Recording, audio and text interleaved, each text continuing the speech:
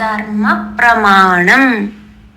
ധർമ്മപ്രമാണ വ്യൂവേഴ്സിക്ക് ഒരിക്കൽ കൂടെ സ്വാഗതം. വാദ്യാൻ അണ്ണാ തമ്പികൾ കുടുംബത്തിൽ ഒരുമിച്ചിരിക്കുക. ஏதோ ஒரு காரணம் கொண்டு சுகமில்லாடிக்கோ அண்ணாவால அந்த வருஷம் சிராத்தம் ஹோமம் பண்ண முடியல. தம்பி பண்றேன். வருஷா வருஷம் தம்பி ஹோமம் பண்ணித்தான் பண்ணணுமா சிராத்தம் என்ன வாக்கும் சாஸ்திரம் சொல்றது. நீங்க கேட்ட கேள்வியில இப்போ அண்ணாவுக்கு என்னாவது காரணவசால் அண்ணா வெளிநாட்டுக்கு போனேன், இல்லை சுகம் இல்லை ஹாஸ்பிட்டலு, தம்பி சிராதம் பண்ணதுக்கு ரெடியா இருக்கேன். சிராதம் பண்ணியாச்சு, ஹோமம் பண்ணி சிராதம் பண்ணியாச்சு. அதுக்கு அதிகாரமுണ്ട് தம்பிக்கு.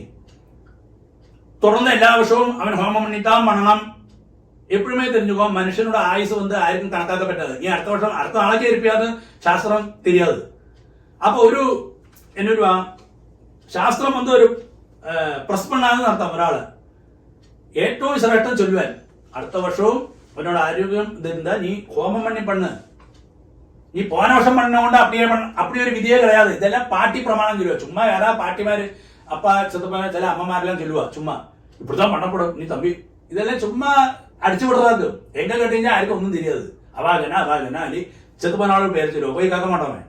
அப்ப அப்படி ஒரு விதியே கிடையாதுன்னு அர்த்தம். இப்ப அடுத்த வருஷம் அவனுக்கு தம்பிக்கு ஆத்தியா அண்ணா வந்தான், இல்ல அண்ணா ஃபாரின் கண்ட்ரீஸ் திருப்பி வந்தான், அண்ணாவுக்கும் பாராயணம் பண்ணா தம்பி கூட நிற்கணும். ഒന്നിച്ചിരിക്കാനാ കുറെ ഇരിക്കാനാ സെപ്പറേറ്റ് ശ്രാദ്ധം பண்ண അത് ഒരു വിധി அப்படிதானே. അപ്പൊ ഒന്നിച്ച് വന്നു കഴിഞ്ഞാൽ അണ്ണാ പാർവണ വേദത്തിൽ പണം. ഇല്ല ഒരു നിവൃത്തിയും ഇല്ല, ആത്തിലെ ചമയ്ക്കർത്തൊന്നും ഇല്ല, ഒരു നിവൃത്തിയും ഇല്ലാത്ത അന്ന വർഷത്തിൽ ഹിരണ്യശ്രാദ്ധം പണ്ണുകൊണ്ട് തെറ്റൊന്നുമില്ലേ, ഒരു നിവൃത്തിയും ഇല്ലാത്ത ഘട്ടത്തില് അത് തുടർന്ന് അടുത്ത വർഷം നമുക്ക് പാർവണം പണ്ണ് പിടിയും കണ്ടിന്യൂ പണിക്കുന്നത്. അല്ലെങ്കിൽ ഒരിക്കൽ അപ്പടി പണ്ണ പിടിതോം പണപ്പെടും. அப்படி ഒരു വിധിയെ கிடையாது. അതെല്ലാം ചുമ്മാ അജ്ഞാനമാക്കും, ചുമ്മാ എന്നത്തെ അടിച്ചു വിടുறதுக்கு அப்படி ഒരു പ്രമാണം ശാസ്ത്രത്തിലേ ഇല്ലേ. അല്ലാതെ ഒരു വിധിയും ആചാരവും